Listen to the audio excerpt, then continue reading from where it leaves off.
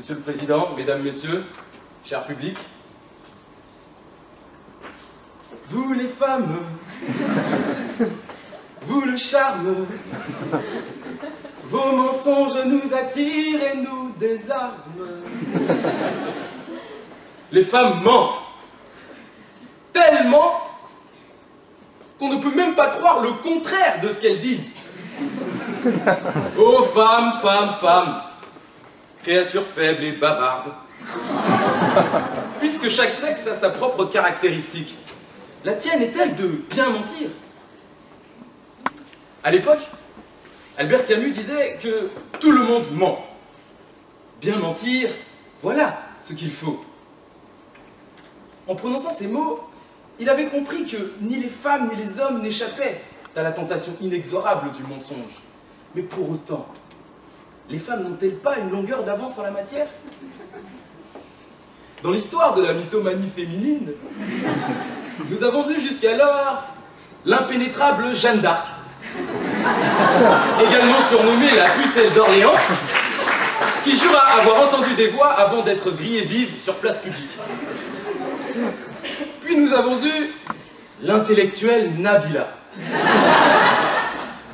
qui soutint haut et fort ne jamais avoir eu recours aux implants mammaires et qui, adepte de cosmétiques capillaires, s'est retrouvée affublée d'un « T'es une fille, t'as pas de shampoing. » Non mais allô, quoi. Cela fut manifestement une grande source d'inspiration, car voici qu'aujourd'hui, la commission éloquence de notre merveilleuse promotion 2014 se pose la question. Les avocats mettent-ils des robes pour mentir aussi bien que leurs femmes? Cela ne m'étonne guère. Je peux le comprendre. En bons élèves avocats que nous sommes, il est nécessaire d'aborder toutes les facettes de notre futur métier, quitte à en bousculer les plus grands tabous. Et à quoi bon persister à cacher que nous mentons, puisque l'avouer est un premier pas vers le pardon? À quoi bon continuer de vilipender le mensonge, alors qu'on sait que la seule vérité dont nous soyons sûrs est celle de la mort, et que parfois, c'est le mensonge qui permet de poncer les aspérités d'une réalité cruelle. C'est mentir ou mourir, disait Céline dans Voyage au bout de la nuit. Et les romantiques du 19e siècle subissaient déjà de plein fouet cette désillusion, comme en témoigne Alfred de Musset, lorsque, dans Lorenzaccio, il avoua avoir vu l'humanité soulever sa robe pour lui montrer sa monstrueuse nudité. Prenons un instant, cher jury, et imagine que je vous avouais maintenant que ce n'était pas Omar, mais moi qui avais assassiné Ghislaine Marshall. Serais-je ici en train de vous peaufiner un joli plaidoyer sur les prestiges de la dissimulation? Non, évidemment. À la deuxième taloche qu'il reçoit, l'enfant sait déjà d'instinct que la vérité n'est pas toujours payante. Et les avocats, eux-mêmes vous le diront, n'avouez jamais. Donc, chère commission, je peux vous comprendre. À quoi bon s'étouffer d'hypocrisie, puisque le mensonge est devenu l'oxygène de la respiration sociale? Alors permettez-moi aujourd'hui de vous ouvrir les portes d'un monde nouveau, un monde resplendissant, un monde où la franchise et la vérité triompheront parce qu'elles auront enfin laissé sa place au mensonge. Pas plus tard qu'hier, j'assistais à une dispute entre un homme et sa femme. « Menteuse !» s'écriait-il sans relâche. « Des faux culs, j'en ai vu, un paquet ! Mais tu es une synthèse. Et ton sommeil est de loin ce que tu as de plus profond. » Ne soyez pas choqués. Pas maintenant. Certes, les propos abscons et caligineux de ce vieux maroufle sont exagérés, mais il y a du vrai. Les femmes mentent. Bien mieux que les hommes, et bien mieux que les avocats. Les mots sont faits pour mentir, et elles l'ont compris depuis fort longtemps. Alors, nul besoin de discourir longuement pour vous prouver que les femmes mentent. Je pourrais vous en donner de multiples illustrations. Et dans le top 3 du mensonge, nous avons la flagorneuse. « Oh chéri, t'as été super. C'était la meilleure fois de toute ma vie. L'hypochondriaque. Oh chéri, tu sais, j'ai vraiment envie, hein. Oh mais cette migraine. Oh, je n'en peux plus. Oh, cette migraine. Oh, j'ai mal. La dissimulatrice. Des aventures avant toi, mon chéri? Oh, j'en ai eu peu. Oh, vraiment rien du tout. Hein? Combien? 3, voilà, 3. La salope. Messieurs, réveillons-nous, les femmes nous baratinent depuis la nuit des temps.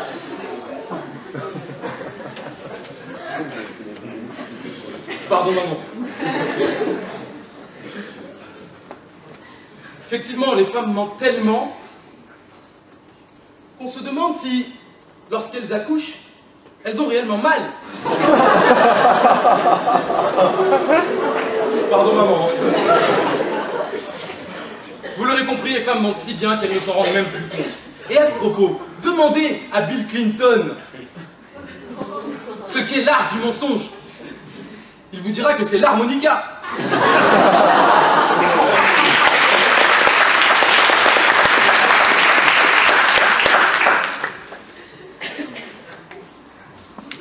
Alors les hommes, quant à eux, il est vrai qu'ils mentent plus. Mais ils sont de bien piètres menteurs. Je n'ai pas. Monsieur le député, je n'ai jamais. Dû de compte numéroté en Suisse. Ou encore, songez à la femme qui demande à son mari. Chérie, tu la trouves comment, ma robe? Magnifique, mon amour. Bon, quand est-ce qu'on mange? En effet, les hommes sont mauvais dans l'art du mensonge. Ils sont d'autant plus mauvais qu'ils ne comprennent pas que la seule technique offrant des résultats est celle qui consiste à imiter la finesse féminine pour parvenir à ses fins. Mais cela dit, je vous rassure, tout n'est pas perdu pour nous les hommes, car il en existe certains qui ont saisi cette subtilité.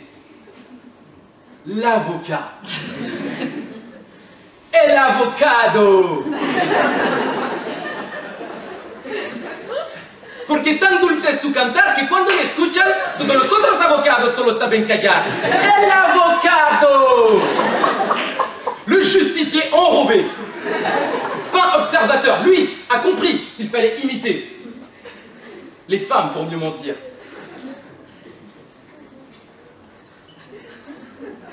Mais, vous savez, les avocats ne mentent que lorsqu'ils n'ont pas le choix. L'autre jour, ça me fait penser, j'attendais aux abords du palais de justice et je fus témoin d'une scène pour le moins surprenante. Je vis devant moi marcher un monsieur avec un fort accent martiniquais qui tenait la main de son très jeune fils. En sens inverse arrivait un avocat recouvert de sa somptueuse robe noire. L'enfant s'écria. Hé papa, regarde le monsieur là-bas, il a porté une robe. Eh non, mon fils, c'est un avocat. C'est pour mieux mentir, comme les femmes. Vous comprenez, cher jury, que là, j'avais la clé de mon succès au concours d'éloquence. Ce monsieur n'avait pas tort. Mais, il faut se le dire, pour l'avocat qui défend son client, les raisons de dire la vérité sont limitées. Alors que bien au contraire, celles qui poussent à mentir sont infinies. Il n'y a qu'à songer à certaines plaidoiries. Certes, mon client l'a assommée pour la violer, mais c'était pour ne point la traumatiser, enfin! Bon, alors évidemment, j'exagère un peu, c'est une caricature. Mais il est vrai que l'avocat, vêtu de sa robe longue et noire, est le costumier de la vérité. Il en est l'artisan maître tailleur.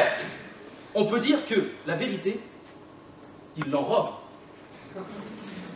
Ou que, tandis qu'il enfile sa robe pour plaider sa cause, la femme, elle, l'enlève pour plaider la sienne.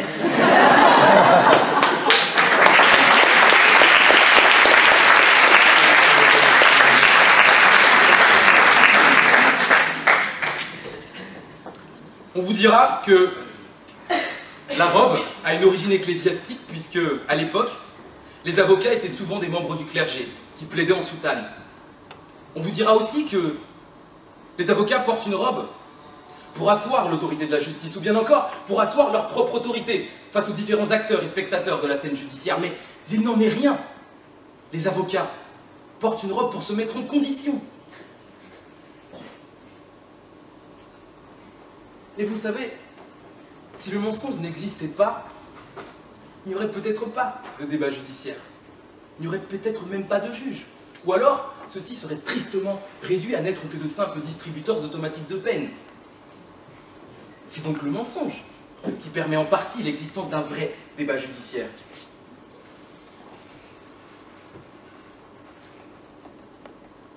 Les avocats aiment la vérité.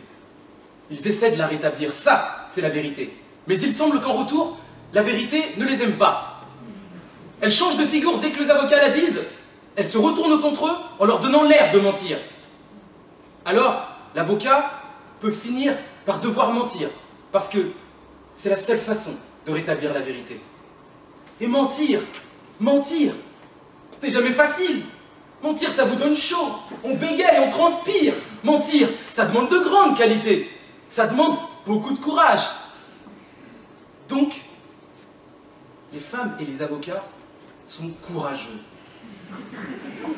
Les femmes sont encore plus courageuses quand on sait qu'elles ne mentent que par la faute des hommes, dont elles veulent naturellement fuir la sempiternelle tyrannie. Ou qu'elles ne mentent que parce qu'elles veulent protéger ces mêmes hommes, parce que ces derniers supportent si mal la vérité.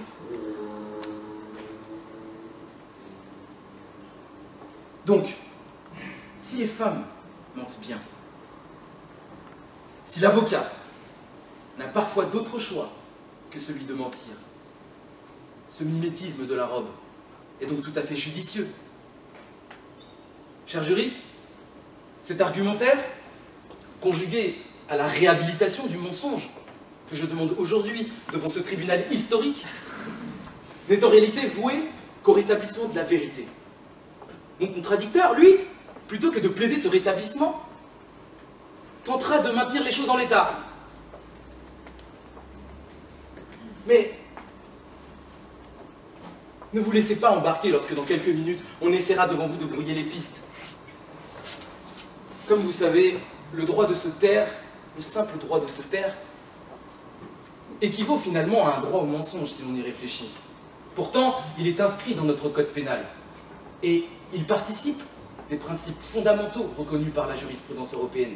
Et c'est vous dire l'importance primordiale de pouvoir conserver certaines choses dans le secret. Ainsi, de la même manière que les femmes ont droit à cet inestimable trésor qu'est leur jardin secret, l'avocat lui aussi doit pouvoir jouir de ce droit en enfilant sa robe. Pour finir, cher jury, je voudrais vous mettre en garde. Si l'on sait dorénavant que les avocats mettent des robes pour mentir aussi bien de leurs femmes, qu'en est-il des avocates qui mettent des robes pour plaider